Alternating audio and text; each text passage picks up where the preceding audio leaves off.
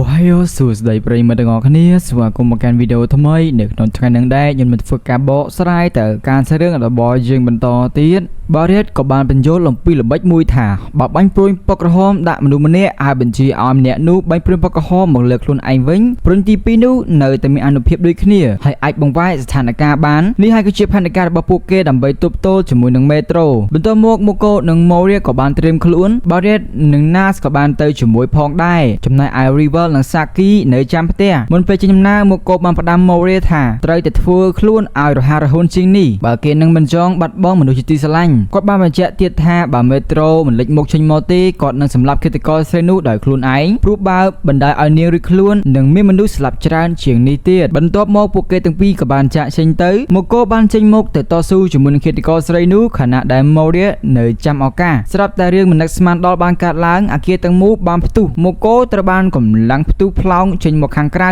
តែសំណាងល្អម៉ូរីបានហោះទៅចាប់គាត់តនសំណាងដែរដោយឈុតការពាររបស់គាត់នៅតែអាចការពារបានល្អគាត់បានប្រាប់ម៉ូរីថាការសម្លាប់មិនមែនជារឿងល្អទេប៉ុន្តែក៏បានដាស់តឿនមិត្តកុំឲ្យចិត្តទន់ព្រោះសមរភូមិពិតប្រាកដទើបតែចាប់ដើមពេលមេត្រូចេញមកខាងក្រោយម៉ូរីក៏បានចាប់ដើមនិយាយទៅមានទៅកាន់គេថាការសម្លាប់គឺជាការខុសប៉ុន្តែមេត្រូមិនចង់ស្ដាប់ទេសម្រាប់គេការសម្លាប់មនុស្សមួយចំនួនតូចដើម្បីជួយមនុស្សភាគច្រើនគឺជារឿងត្រឹមត្រូវម៉ូរីបានស្រែកថាឯងមិនដែលយកអារម្មណ៍ទេថាការបាត់បង់មនុស្សជាទីស្រឡាញ់ហ្នឹងវាឈឺចាប់ប៉ុណ្ណាប៉ុន្តែមេត្រូពិតជាយល់អារម្មណ៍មួយនេះច្បាស់ជាងអ្នកណាទាំងអស់ព្រោះប្អូនស្រីរបស់គេជាទីស្រឡាញ់ត្រូវបានស្លាប់ហើយដែលដឹងថាការនិយាយគ្មានប្រយោជន៍ម៉ូរីនិងម៉ូកូក៏បានចាប់ដើមព្យាយាមខត់មេត្រូទោះបីជា2ទល់នឹង1ក៏ដោយក៏មេត្រូមិនចាញ់ឡើយគេបានហៅទេវតាឋានៈពិសេសរបស់គេចេញមកបារ៉េតនិងណាសក៏លេចមុខមកជួយប៉ុន្តែមុនពេលប្រយុទ្ធចាប់ដើមមេត្រូបានប្រាប់ថាគេបានដាក់គ្រាប់បែកនៅកន្លែងផ្សេងទៀតបើពួកគេមិនបញ្ឈប់នោះទេគ្រាប់បែកនឹងផ្ទុះហើយសម្លាប់មនុស្សជាច្រើនដើម្បីដោះស្រាយបញ្ហាមួយនេះ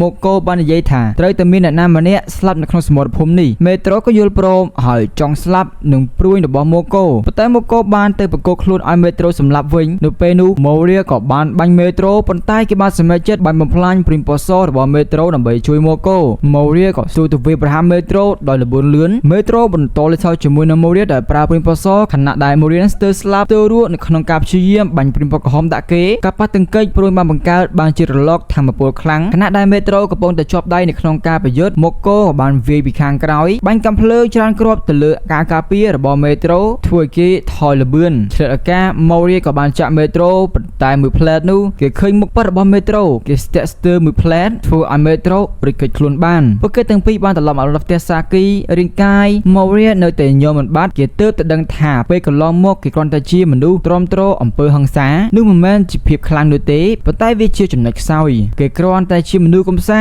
មិនហ៊ានតបតទេគេមិនចង់សម្លាប់មនុស្សណាឡើយប៉ុន្តែមេត្រូបានរុញគេដល់ផ្លូវទាល់គេមិនដឹងថាត្រូវធ្វើអ្វីបន្តទៀតឡើយភ្លាមនោះស្នះក៏បានចេញមុខមកប្រាប់គេថាគេត្រូវតែកោកឈរឡើងប្រយុទ្ធដើម្បីសុភមង្គលរបស់មនុស្សទាំងអស់ប៉ុន្តែម៉ូរីនៅតែខ្លាចដដែលគឺខ្លាចការស្លាប់ខ្លាចការមនុស្សធ្វើបាបគ្នាទៅវិញទៅមកពួកម៉ូកូក៏បានឲ្យមនុស្សគ្រប់គ្នាសម្រាប់មួយថ្ងៃសិនដើម្បីឲ្យបានសម្រួលអារម្មណ៍ហើយស្អែកទើបជជែកគ្នាអំពីរឿងដែលម៉ូរីបានឃើញមុខពិតរបស់មេត្រូនៅថ្ងៃបន្ទាប់ម៉ូរីនៅតែមានអាការៈភ្លើងភ្លឹកហើយដើរទៅតាមសាគីមិនឃ្លាតស្របពេលនោះពួកម៉ូកូបានឮ River បានរាប់អំពីហេតុដែលសាគីនឹងត្រូវជ្រើសរើសគឺដោយសារតែទេវតាបានរកឃើញនាងនៅពេលដែលនាងកំពុងតែចង់លូតទឹកសម្រាប់ខ្លួនចំណែកឯមិត្តសម្លាញ់របស់មេត្រូក៏បានដឹងថាមិត្តរបស់ខ្លួនគឺជាមេត្រូដែលបានរកឃើញស្នាមរបួសពីការប្រយុទ្ធកាលពីម្សិលមិញហើយថ្ងៃនេះក៏បានឃើញអាមេត្រូនឹងមានរបួសដូចគ្នាត្រឡប់មកដល់ផ្ទះសាគីវិញម៉ូកូមិនទាន់បានសួរអ្វីច្រើនទេព្រោះឃើញថាអ្នកទាំងពីរនៅមិនទាន់ស្រស់ស្រាយចិត្តនៅយប់នោះ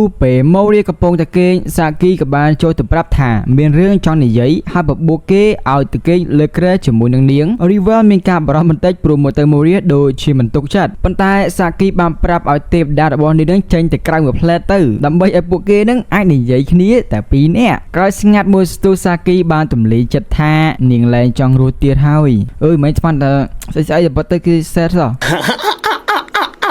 នេះមានអារម្មណ៍ថាខ្លួនឯងអត់ប្រយោជន៍មិនអាចជួយម៉ូរីបានអាចតែឈរមើលគេប្រយុទ្ធការពារនាងនេះរំលឹកពីការក្មេងពេលម៉ូរីរកឃើញស្លឹកឈើ4ឆែកហើយឲ្យនាងជីវត្ថុនាំសំណាងប៉ុន្តែបន្ទាប់មកនឹងសាគីក៏សារភាពថាកាលពីនៅក្មេងនឹងនាងធ្លាប់ចូលរួមជាមួយនឹងមិត្តភ័ក្តិនឹងមកធ្វើបាបក៏ដូចជាចំអកម៉ូរីនឹងរឿងដែលនាងសោកស្ដាយបំផុតគឺពេលឃើញម៉ូរីលោតពីលើអាគារនាងគិតថាជាកំហុសរបស់នាងដែលអារម្មណ៍ខុសឆ្គងខ្លាំងសាគីសម្រេចចិត្តចង់សម្លាប់ខ្លួនដែរហើយពេលនោះ Rival បានចេញមុខមកប្រាប់ថា Moria គឺនៅមានជីវិតដល់ឡាយទេដូច្នេះឯងនាងនឹងកុំសម្លាប់ខ្លួនអីការដែល Moria ប្រព្រឹត្តល្អចំពោះនាងកាន់តែធ្វើឲ្យនាងមានអារម្មណ៍ថាខុសឆ្គងខ្លាំងឡើងរហូតសុំឲ្យ Moria នឹងសម្លាប់នាងដោយដៃគេផ្ទាល់មកប្រឈមមុខនឹងការអង្វររបស់សាគី Moria បាននាំនាងហោះឡើងលើអាកាសរួចលែងដៃនាងឲ្យធ្លាក់ចុះដើម្បីឲ្យនាងសម្រេចចិត្តដោយខ្លួនឯងថាចង់រស់ឬស្លាប់តាមសភាវគតិនាងព្យាយាមឈោងចាប់ដៃ Moria វិញពេលនោះនាងទើបដឹងថាតាមពិតទៅ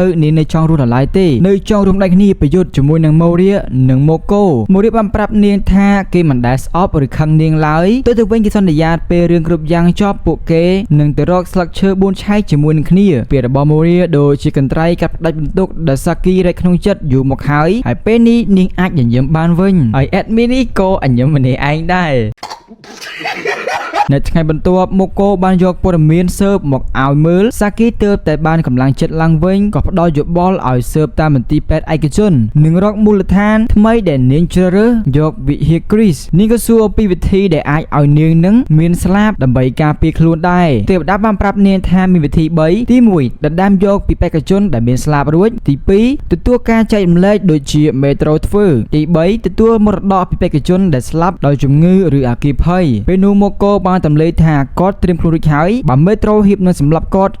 នឹងសម្លាប់ខ្លួនឯងដើម្បីឲ្យបារ៉េតអាចយកស្លាប់ទៅឲ្យសាគីតែសាគីបដិសេធមិនយល់ព្រមនាងចង់ឲ្យMokoនៅរស់ប្រយុទ្ធជាមួយនឹងពួកគេរហូតដល់ចប់អត់ចង់ឲ្យគាត់ឃ្លាតឆ្ងាយពីពួកគេនោះឡើយពេលនោះ Rival បានផ្ដល់យោបល់មួយទៀតគឺជួយឲ្យគាត់ឡើងឋានៈទេវតាទៅជាឋានៈពិសេសហើយ Barrett ក៏យល់ព្រមជួយគាត់ដោះស្រាយរួចMokoក៏បានត្រឡប់ទៅផ្ទះលេងជាមួយនឹងកូនស្រីដែលគាត់ស្រឡាញ់បំផុតកូនស្រីរបស់គាត់សប្បាយចាំងខ្លាំងពេលដឹងថាពុករបស់គេបានកាត់រ៉ូបសម្រាប់កុំភ្លេង piano នៅថ្ងៃខាងមុខហើយរឿងខសន្មតថា / ត្រឹមតែប៉ុណ្ណឹងសិនទៅសង្ឃឹមអ្នកទាំងគ្នានឹងពេញចិត្តស្រឡាញ់រឿងមួយហ្នឹងក៏ដូចជាស្រឡាញ់ admin ផងដែរព្រោះ admin នៅពេលនេះ single នោះទេ